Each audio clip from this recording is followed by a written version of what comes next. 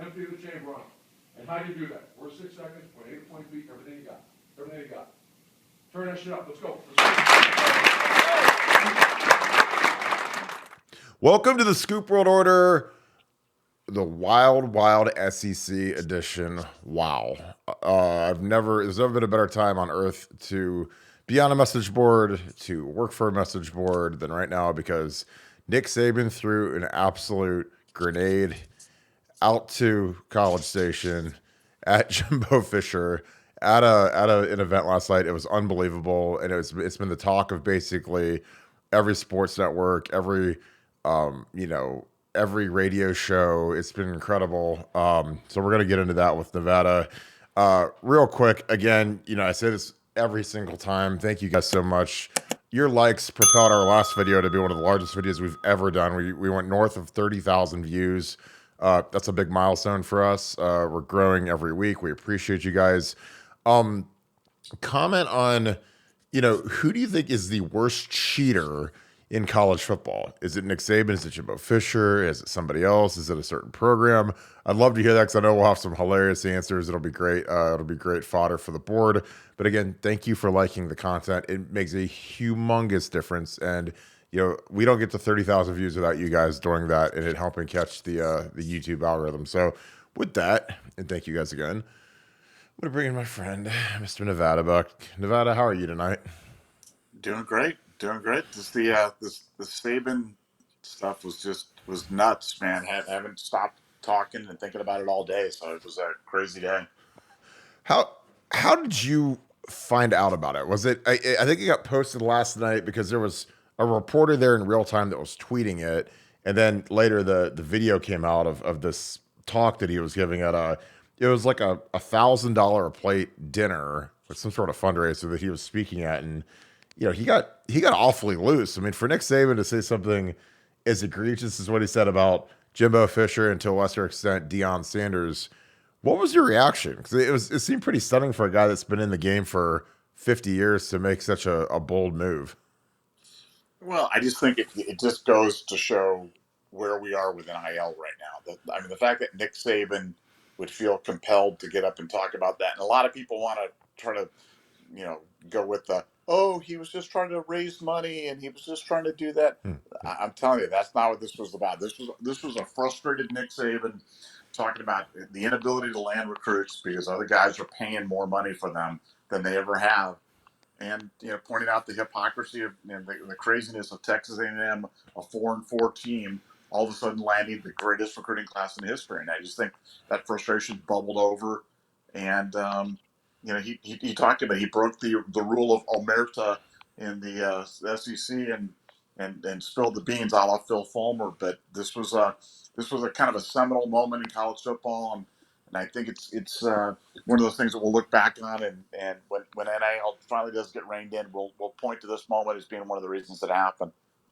Do you think he feels like his grasp on college football is slipping a bit? He's coming off a national championship loss where Georgia was the better team, wasn't even close, and as you start losing some of these big time recruits, maybe you lose one to Tennessee, maybe you lose 2 or 3 to A&M, Texas, schools that potentially have maybe not just more money, but a more feverish base of collectives that are more aggressive at securing funds and reaching out to these kids. Do you think this was his kind of a, hey, we need some help from somebody somewhere, if it's Congress, if it's the government, if it's some new body that can rein this thing in? Or, what do you think was the genesis of his thought to go this hard on Jimbo Fisher? Well, I just think that you got to remember Saban's a big fan of the status quo. The status quo has him winning a national championship almost like every other year, and so anything that changes that is bad. And I think for him too, he's been at this for so long. He realizes what this means to college football, the professionalism of the professionalization of college football. It's bad for the game. It's bad for him personally. It's bad for Alabama, and for a 70-year-old Nick Saban who's achieved so much, it's got to be frustrating for him to watch it, kind of happen this way. I mean, it's kind of ironic that he's talking about cheating when he is one of the biggest cheaters, allegedly, in college football. But I thought it was interesting because he likes things the way they are, and when things aren't going to be the way they are, it's very unsettling down. Yeah, I mean he's dominated college football since he went to Alabama. Won his first title in '09, and I mean he's just when you've like you said when you're crushing it the way the system is, you don't want anything to change. You don't want some new players to be empowered like Texas A&M is, like potentially Tennessee. Some of these schools that again they have a very active base of people that are interested in their schools becoming the next Alabama, so they will pay like it because I think something I worry about with NIL is that I feel like the appetite for excellence is satiated at schools like Alabama and Ohio State because they've won so much, and they're like, well, you guys have done it this way for so long. I mean, like Alabama's won 5 or 6 titles, whatever they've won since Saban's been there, and why do we need to give money to an NIL collective? You guys have been winning. Everything's just fine. So when you have a fan base like A&M that went 4-4 last year, which is terrible, and they didn't even participate in a bowl game, because they probably would have lost that too. And you've got a really, really rich, wealthy, extravagant fan base who likes to pour money into the football program.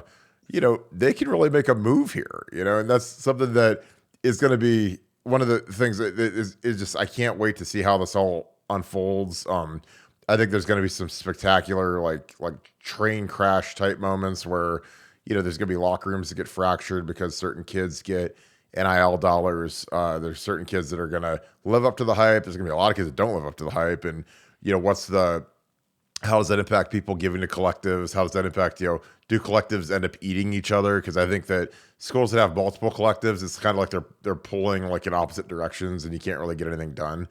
So it's going to be really fascinating to watch. I'm going to move on to our next guy, Mr. Jimbo Fisher.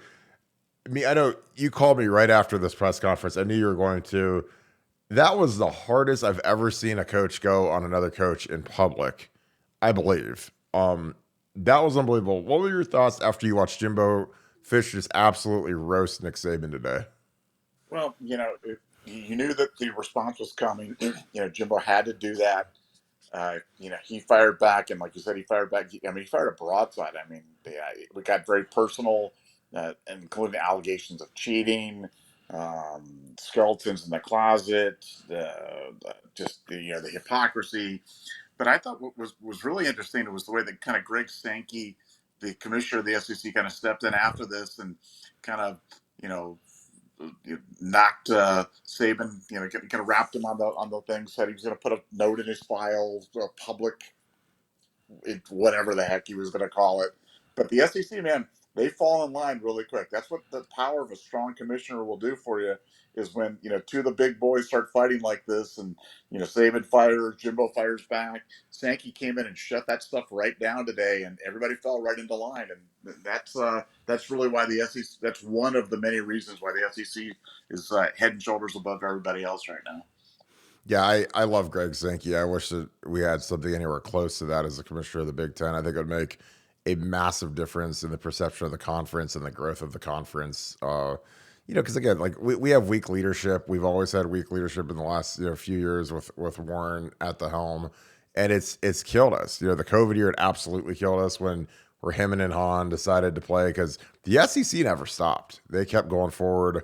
We're gonna play. Well, everything will be fine. And guess what? Everything turned out to be completely fine. It was almost a joke. But yeah, I thought Jimbo really, it was interesting that he said that, how like Bobby Bowden was a mentor and, taught him how to do things the right way. And I'm like, God bless Bobby Bowden, but he's as greasy as there's ever been. So, Florida State, they set the standard for cheating back in the day. You've heard a million stories about that, right, Nevada? Oh yeah. Florida, like you said, Florida State wrote the book on it, but Yeah. so Jimbo learned at the knee of some of the all time greats. No, he really did. But yeah, it's gonna be interesting. Alabama's a 14-point favorite. They're gonna play in Tuscaloosa. I imagine Alabama's probably gonna hang one on them just because they've got they've got a loaded offense coming back with Heisman with the quarterback back, and they've got a bunch of good skill guys that they got in the portal. It's going to be really interesting to see how this thing brews up. I'm really excited about if there's any, SEC media days are going to be unbelievable. Obviously, this is going to be something that's not going to go away. But I'm really interested to see how A&M does with their recruiting this year. Because I mean, if they hit back-to-back number one classes, which they potentially could, it's going to definitely be a something. I mean, they signed like 7 5-stars last year, and they hadn't signed more than I think 3 in the previous 5 classes, or some ridiculous number. And it reminded me of when Ole Miss got Robert Kimdichie and Laquan Treadwell and Laramie Tunsil all in the same class, and they were like 4 and 8 the year before, and they get literally like the 3 top players in the country. They get the top receiver, the top tackle, and the top defensive lineman. Kimdichie, who was the number 1 player overall by basically everybody.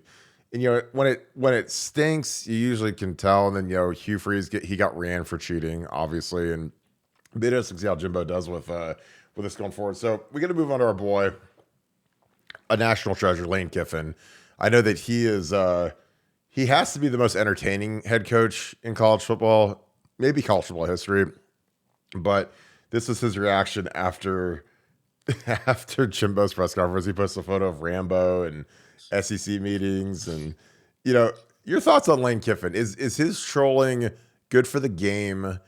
Is it too much? 'Cause I think he's a damn good football coach. I mean, when he brought Florida Atlantic up here, I mean, they were scoring on us, like scoring on our defense, and they didn't have anywhere near the talent that Ohio State did, but he schemed us up something fierce, and I think he's a great football coach. But what are your thoughts on Lane, Nevada?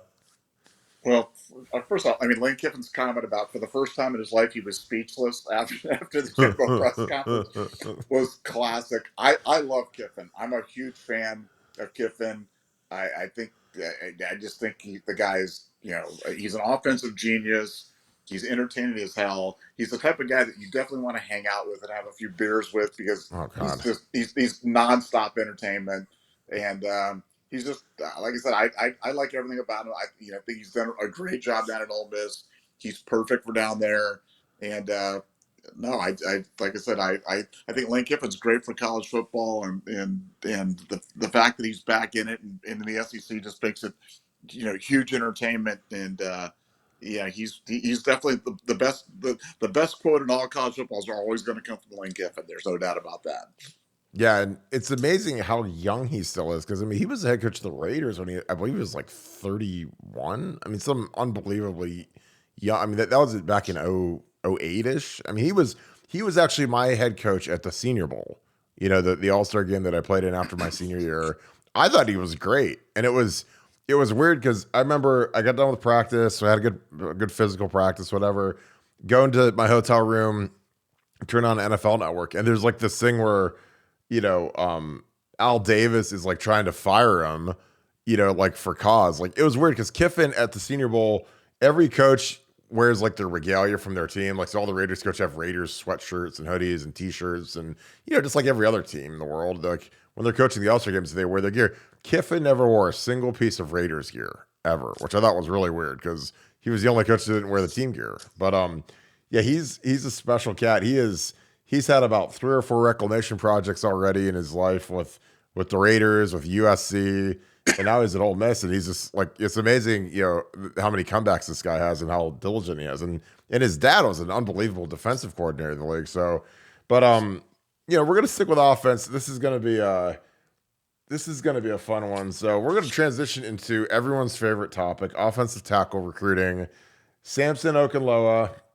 He's about the only 5-star on the board that we have a shot at right now.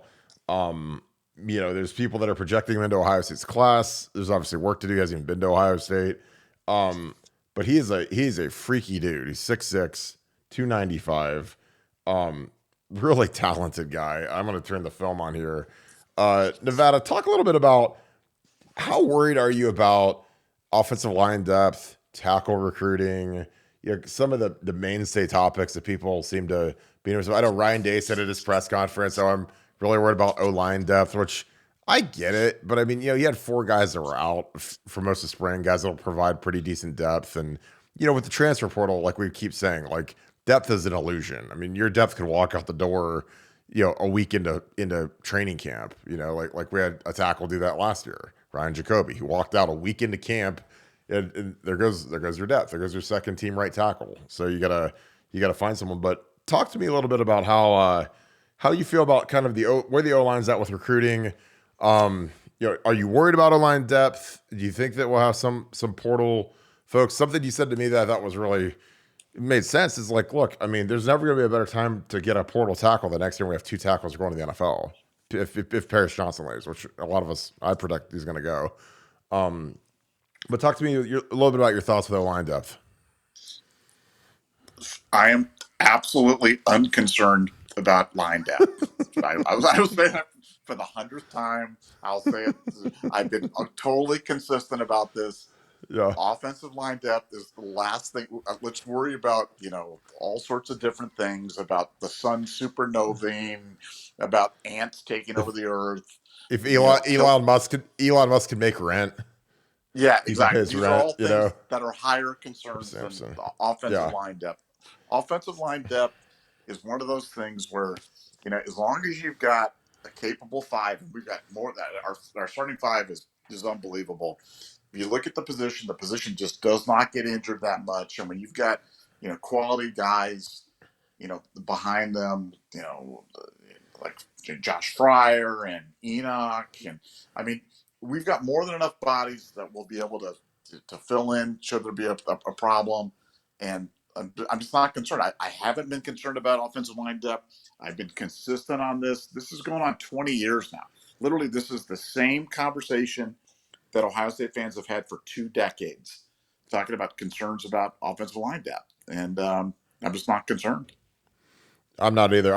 I love watching his hips rolling off the ball here is something else, because this is a special thing. It's something that I frankly didn't have. I had tight hips. I didn't have this explosion coming out of my my stance. So he gets in. Here's Mark Pantoni. He's locked in on him, walking him back, throwing him on the ground, pancaking him. Taking him almost to the end zone. Oh my God! No, he does. This clip's unbelievable. So he literally, where's this ball? This ball starts on the 20-yard line. He literally throws him down in the end zone. This is like you're watching like the Blind Side movie. So they take Pantoni and they throw Pantoni all the way in the end zone. So I mean that's 25 yards. I mean that's when like there's Pantoni right here, and it's like, man, I can't believe that a guy could actually physically take a kid 20 yards like this. But I mean, it's, some do, some don't, I guess. But this is incredible. But I mean, the kid, he's a great finisher. Like you watch his film, he plays hard. He finishes blocks. He plays intense. Now, granted, that kid's not going to be playing D1 football. They just threw into the end zone. But you have to finish the guys you're going against. So, I mean, there's nothing he can do. That's who he has to play, who lines up across from him. But he's a big kid, man. And he's a really good defensive lineman, too. I mean, I don't think he'd be an Ohio State D tackle, but, he's really active. He plays hard. He plays with effort. I mean, that's something like sometimes if they're not playing super high level talent, you can just look at, does he play hard? And does he finish his blocks? Even if he's going against a guy that, he's going to whip every single play because he's so much bigger and stronger. Because he's 6'6", 295. And he's going against, this is bad ball. This is Massachusetts ball. So I believe I read a stat. He is the first 5-star football player in the history of the state of Massachusetts, which, I mean, these rankings have been around for 25 years or whatever it's been. And he's the first one. So that's crazy. But I mean, it is what it is. I mean, it's not great football, which is why, his highlights are going to be ridiculous, but you still got to put the guys on the ground. Here he is at D-line again. But again, he's really quick. I mean, his get off is good. He's a little high coming out of here, but I mean, it helps when you don't get blocked. You can go kill this guy, but it's a poor quarterback. But, I love guys that can play defense. He's a wrestler. He's a shot putter. So he's a really athletic, active dude. But I really liked this film. I mean, that was part of the reason I was compelled to do this. We were talking in pre-show about, does it make sense to throw in an offensive line breakdown with the same stuff? I was like, well, I love his film, and I just feel like talking about offensive tackle that we have a shot at. And we have him in the Finnish kid, Aileen, who are like really the 2 tackles that we have a really good shot at. We're almost out with Chase Basanis, and everyone else seems to be fading. So we gotta, on the national guys, these are the 2 guys that we got to look at. And I hope this kid comes to camp, because I think he'd do a great job. But he's got offers from everyone: Georgia, Bama, us. Here's a D tackle again. But yeah, Nevada, have you, and you've been following football at Ohio State a lot longer than I have. Has there ever been a year where we've gotten down to like the eighth offensive lineman in the starting lineup? You know, that just it did. Seventh? I can't remember that happening. I mean, it doesn't happen often if it does happen. And I mean, maybe the closest we came to that was the COVID year when we had the Yeah. guys out and we rotated the guys in behind it and ran up 650 yards on Michigan State or whatever it is. And you know, I think, like I said, it's an ideal depth chart right now for incoming guys. It's an ideal depth chart right now for portal guys. Yeah. So I don't think you're going to have any trouble filling the depth. I think this year. I mean, think about last year where we were at. You had guys coming in that had never played before, never started. Dewan hadn't started before. Yeah. Paris Johnson hadn't started before. Luke Whippler hadn't started before. So when guys get their chance, they really step up and really can do some great things. And we've got some quality depth behind the starting five. And as we talked about before, you need to have the starting five be warriors, and we've got an insanely talented starting five. So I Yeah. think Fry's got a good group to work with, and hopefully he can fill in some of the recruiting camps with a kid like Sampson. But it seems like we're kind of all in on this because we're not in on a lot of other guys. So it's kind of Sampson or bust. Yeah. I mean, there's about 7 or 8 tackles that we actually have some shot, which ranges from 1% to, you know, not high. I mean, there's not a single tackle outside of the 3 I've committed where we're just like, he's a silent commit. He's an equal sign. Like there's nobody out there like that. I mean, frankly, if I did the rating, I think Luke Montgomery's a 5-star. Frankly, I've watched enough of his film. I love his upside. I think he's a 5-star tackle. I think he'll do great things at Ohio State as he keeps bulking up and getting bigger. And his feet are tremendous. His athleticism's tremendous. He works really hard. Yeah, so that's the tackle. I mean, you get him, and then you add Searveld and the center from Wayne, and you're good. Josh Padilla. I mean, you're good. I mean, this kid would be a great get. He'd be a luxury get. Taking 5 offensive linemen is something that's somewhat rare, but when you have the transfer portal and you have guys pouring out, and you've got projected guys going early, like PJ and Dewan potentially could be doing, then you got to keep loading up. And this kid, he's a really, really, really talented kid, and I'd love to work with him because again, there's a lot of these guys that are big. They're as big as him, 6'6", 295, and they don't finish their blocks because they don't have to, because they play lazy. Like I used to see film of guys like that, and you don't really want or need, or you can tell if a guy's going to translate to the next level and if he's going to be tough and if he finishes. Because I think all those attributes are things that they're just effort things, because if a guy plays hard on the field, he's probably going to go hard in the weight room. Hopefully he'll go hard in the classroom, not be a pain. It's just like the effort thing is always something I like to look at it with this film. But the big thing with an offensive line rotation, and this is why I don't really worry or care about depth, quote unquote, is all you really need to know is who's your backup tackle, who's your backup guard, who's your backup center. And so, and what combination on the offensive line do you do if somebody gets hurt? So if you go left, right, if Paris Johnson gets hurt, you put Donovan Jackson out to left tackle, you bring in Josh Fryer at left guard, easy. If PJ or Matt Jones gets hurt, then Josh Fryer is likely going to come in at left or right guard. If the center, Luke Whippler, gets hurt, you're probably going to put Matt Jones at center and put Fryer in at right guard. Easy. If Dewan goes down, it could be Fryer or Enoch at right tackle, or unless one of the young tackles really steps up and seizes it. I think Ben Chrisman, who missed most of spring, which was really terrible for his development, just because he's a guy that needed every rep this spring to potentially be the top reserve tackle, or and then potentially be the starter next year at right tackle, because he's a big physical dude that could do it. And when you're young, like missing spring ball is about as critical. I missed my redshirt freshman year spring ball with a really bad. I had a shoulder surgery and I had to sit out the first week, and then I got back for a week and I sprained my ankle, and it sucked because it cost me the starting job in '04. And then after 6 weeks, I took the starting job from Tim Schaefer and started for the next 4 years. But not being there for spring ball killed me. But no, I'll wrap this. Yeah, I really hope if we get him in the finish, could that be a great close to our class? But I love watching tape of tackles because people they're all worried about our tackle depth and recruiting tackles, and yeah, sometimes it's hard to get these guys, especially these big guys that are from they're not from Ohio. It's tough, man. I mean, a lot of these big kids, they don't like to leave home. They like to, they want to go to somewhere where they feel safe. And a lot of these big boys are down in the South, and they don't want to leave, a 6 hour radius that could hit them in Georgia or Alabama or wherever. So, any final thoughts, Nevada? We had a wild day today. The board's been super active.